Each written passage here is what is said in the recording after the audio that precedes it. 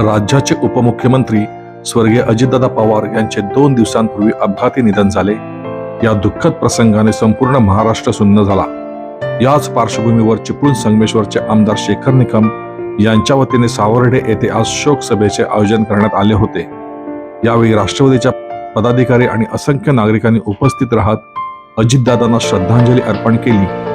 तर लाडक्या नेत्याला आदरांजली वाहताना आमदार शेखर निकम यांचा कंठ दाटून आला.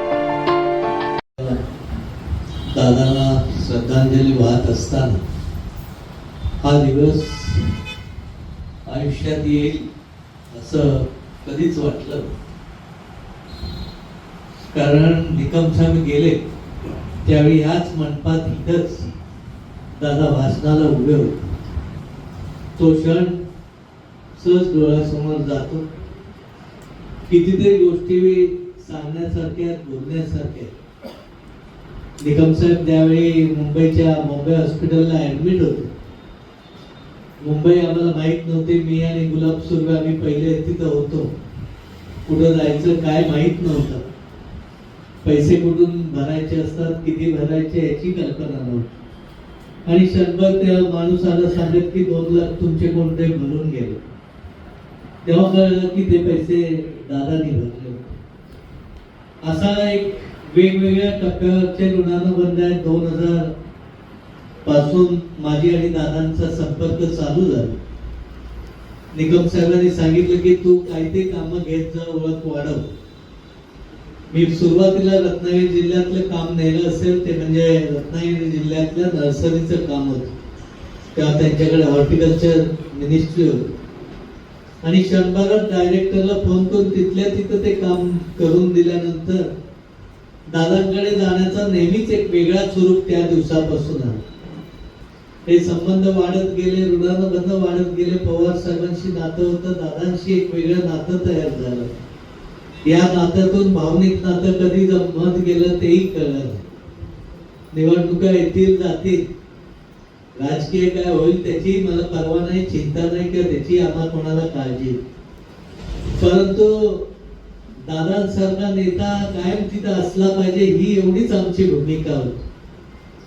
सह्याद्री शिक्षण संस्थेचं अतोनात नुकसान झालं, आमच्या परिसराचं नुकसान झालं, ही एक वेगळी बाजू. परंतु त्याचबरोबर दादा असणं हे सर्वसामान्य कार्यकर्त्याला किती महत्वाचं होतं हे तुम्ही सगळेजण जाणता. मी अनेक वेळा अनेकांना सांगायचो की दादांची ओळख बऱ्याच लोकांना पटलीच नाही. लोक म्हणायचे फटकन बोलतात, असं बोलतात, एवढीच लोकांसमोर गेली. परंतु दादा किती कामाचे होते. 6 वाजल्यापासून रात्री 10, 11, 12 वाजेपर्यंत सर्वसामान्य लोकांचं काम करणं. आता इथे सांगितलं ना, यांचं अमजदचं उदाहरण आप्पाने. मी नेहमी प्रत्येकाला सांगायचो की मला घेऊन जाऊ नका. मला घेऊन गेल्यावर कदाचित तुमचं काम कमी जास्त होईल, पण तुम्ही पत्र घेऊन जाल ते काम तुम्ही 100% दादा करतील, हा विश्वास या सगळ्यामध्ये असायचा. काल आजचा दिवस माझ्यासाठी कालपासून खूप कठीण आहे. कारण निकम साहेब गेल्यानंतर खऱ्या अर्थाने आम्हा कोणाचा आधार होता तो दादांचा. कुठच्याही बाबतीत कधी काही घडलं तरी अगदी मी घरी सांगायचो की मी जरी नसलो तरी तुम्ही कधी दादांकडे गेला ते कुठचंही काम दादा पहिल्या फेरीत करतील हा विश्वास होता. मला नातू देखील म्हणतोय की दादा आल्याशिवाय मुठाचं लग्न करायचं. ही एक भावना छोट्या छोट्या मुलांमध्ये देखील प्रचंड होती. फार काही बोलावं असं मला आजच्या घडीला तरी काय वाटत, बोलताच येत नाही. पण या चिपळूणसाठी दादाने खूप केलं. चिपळूणच्या पुरामध्ये काम केलं, गाळ उपशासाठी केलं, पाणी योजनेसाठी केलं, अन्य गोष्टीसाठी केलं. आता त्यांच्या मनामध्ये 22 जो पुरासाठी काम करण्याचा संकल्प होता. त्याचबरोबर वेगळ्या टेक्निकने ते पाणी आपल्याला दामणवण्यापर्यंत उचलायचं होतं. अशी अनेक कामं त्यांना समोर ठेवून आपल्याला करायची होती. या सावर्ड्यामध्ये बसलं, आपल्याला माहिती आहे 90 कोटीचं धरण. सगळ्या एकमेव आमदार होतो की एकाच काम झालं होतं. कारण मीच दादांना सांगितलं माझं एक काम झालं नाही तुम्ही उभाच राहणार. त्या दिवशी त्यांनी 90 कोटीची ऑर्डर स्वतःच्या ताकदीवर काढली. देवणच्या धरणाचं दुरुस्ती असेल, पाणी योजना 2200 कोटीची 22 कोटीची असेल, बाकी छोटी मोठी अनेक कामं त्या माध्यमातून केलं. आता कसब्याचं जे उदाहरण दिलं ते दादांचं एक स्वप्न होतं की काही झालं ते छत्रपती संभाजी महाराजांचं स्मारक हे वेगळ्या पद्धतीने करायचं, मार्लेश्वरचा विकास एक वेगळ्या पद्धतीने करायचा. त्याची सुरुवात देखील केली. ते स्वतः आले या अधिवेशनामध्ये, मला म्हणाले होते की मी नियोजनच्या अंतर्गत पैसे देखील अर्थमंत्री म्हणून टाकणार आहे. ही कामं तर त्यांची तुम्ही कधी म्हणजे विचार करू शकत नाही, अशा पद्धतीची कामाचा झपाटा होता. दादांचा आधार खूप मोठा होता. सगळ्यांना स्वतः सगळेच आमदार पोरके झाल्यासारखे पुढे काय करायचं हा विषय कोणाच्याही मनात नाही. माझ्या तर अजिबात नाही आणि बाकी आमदारांच्या मनात नाही की आपलं काय होईल. आपली चिंता करणाऱ्यातले आम्ही नाही, आम्हाला फक्त दादा हवे होते.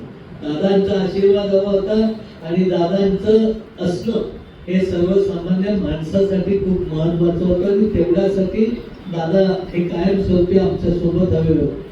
आज खूप कठीण काळ, या काळातून जात असताना आम्ही दादांची शिस्त, त्यांचं काम करण्याची पद्धत, त्यांचे विचार, त्यांची दुसऱ्याबद्दल असलेली प्रेम, दादा खूप प्रेम करायचे. लोकांना कदाचित ते जाणवलं नसेल, पण प्रत्येक कार्यकर्त्याला जरी जर उशिरा निघायचं असेल तर सावकाशच्या गाडीचे टायर नीट आहेत का बघ इथपासूनच्या सूचना त्यांच्या असायच्या. तुम्ही जर बघितलं असेल कालची अंजली दमानीची प्रतिक्रिया तुम्ही केलं म्हटलं तर ऐकली की दादा काय होतं तुम्हाला कळलं. त्यांनी काय सांगितलं, टोकाचं बैर केलं आम्ही दादांशी, पण दादांनी कधी माझं वाईट व्हावं म्हणून कधी वेगळ्या मार्गाने प्रयत्न केले नाही. मी कधी गेले तर मला मदत करण्याची भूमिकाच त्यांची होती. हल्ली पुढाऱ्यावर आरोप केला तर लगेच त्याला कसं संपवायची ही भूमिका असते, पण दादा कधीच सुराचं राजकारण केलं. जे होईल ते होईल, नाही होईल ते नाही होईल, ही भूमिका दादांची कायमस्वरूपी होती. दादांचे विचार घेऊन सामाजिक बांधिलकी जपण्याचं काम, सर्व समाजाला सर्व घटकांना बरोबर घेऊन घेण्याचं काम त्यांच्या माध्यमातून निश्चितपणे होतं. जसं चिपळूणला मुस्लिम समाजाच्या हॉलसाठी खास बाब म्हणून त्यांनी मंजूर दिली. आताही आम्ही जाणार होतो की वेगवेगळ्या माध्यमातून आपल्याला काय करता येईल. ह्या सगळ्या गोष्टी आता अधुऱ्या राहिलेल्या. दादांची पोकळी आणि उणीव मला वाटत नाही कोण काढणारा आता तरी जन्माला येईल असं, कारण ते वेगळ्या मुशीतून तयार झाले होते. पवार साहेबांच्या मुशीतून तयार होत असताना दूध विकण्यापासून ते अंडी विकण्यापासून त्यांची खरी म्हटलं तर सुरुवात होती आणि त्या माध्यमातून त्यांनी पुढे जाण्याचं काम केलं होतं. सर्वसामान्य जनतेशी अतिशय चांगल्या पद्धतीने वागायचे. आमच्या जिल्हा बँकेबद्दल ते नेहमीच खूप ताकदीने सांगायचे. चोरगे सरांनी पण कशा पद्धतीने बँक उभी केली हे वेगवेगळ्या पद्धतीने सांगायचे, सगळ्यांना सांगायचे. हा सगळा आज खूप आम्ही पोरके आहोत, पोरके झालेलो हे निर्विवाद सत्य आहे. पण दादांची आठवण ठेवून त्यांच्या विचाराची जडणघडण तुम्हाला मला पुढे न्यायची. ती नेत असताना सर्वात महत्वाचं म्हणजे सामाजिक बांधिलकी जपून पुढे जायचं. शेवटच्या टप्प्यातलं 3 दिवसाआधीचं भाषण आजही अंगावर काटा आणणार आहे. त्यांनी सांगितलं होतं राजकारण कशा पद्धतीने चालतं. तुम्ही सर्व तरुण मुलांनी राजकारणापेक्षा व्यवसाय, धंद्यात, शिक्षणात खूप मोठं काम करा. मी असेल नसेल पण काम करण्याची पद्धत तुम्ही पुढे नेत जा. हा संदेश खूप मोलाचा आहे.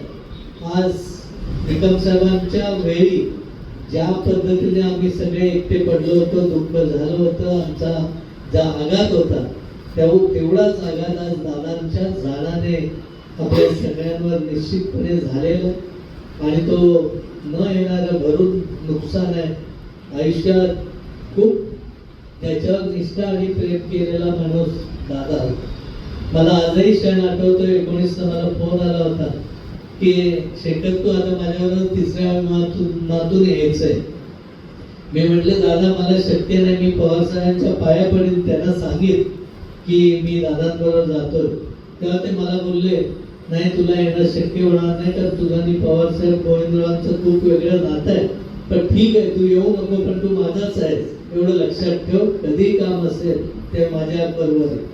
आणि दुसऱ्या वेळी ज्यावेळी घडलं त्यावेळी मी दुसऱ्या क्षणाला शब्द दिला की काही झालं ते दादा जे होईल तर ते होईल, पण मी तुमच्यासोबत. त्यामुळे ह्याचा त्यांनी कधी राग धरला नाही की पहिल्या वेळी हा सांगून आला का नाही, कारण त्यांनाही माहिती होती परिस्थिती कशी आहे, काय आहे, आमचं साहेबांचं कसा संबंध होतो. या सगळ्या परिस्थितीतून आपल्याला जात असताना आजचा दिवस हा आयुष्यातला सगळ्यात काळा दिवस असल्यासारखा आहे. त्या मैदानावर दादा येतील, सगळ्यांना भेटायला एकत्र करू, सगळ्यांची ओळखी करू, फोटो काढू, हीच आमची नेहमीची इच्छा असायची. आता सुद्धा 14-15ला चौगले सरांकडे येणार होते, 20ला मुक्ताच्या लग्नाला येणार होते. मी म्हटलं दादा 2 दिवस कशाला 14ला याल, तेव्हाच घरी या. नाही म्हटले, मी लग्नाला काही झालं तर येणारच आहे.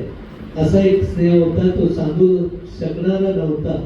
हे त्यांचे हे सगळ्या वेगवेगळ्या आजच्या प्रसंगी फार काही न बोलता त्यांच्या चरणी नतमस्तक होईल. त्यांना त्यांची आठवण आपल्यामध्ये कायम राहण्यासाठी जेवढं चांगलं वागता येईल, जेवढं दुसऱ्याचं चांगलं करता येईल, एवढ्याच उद्देशाने पुढं पण काम करत राहू, एवढंच सांगतो आणि थांबतो.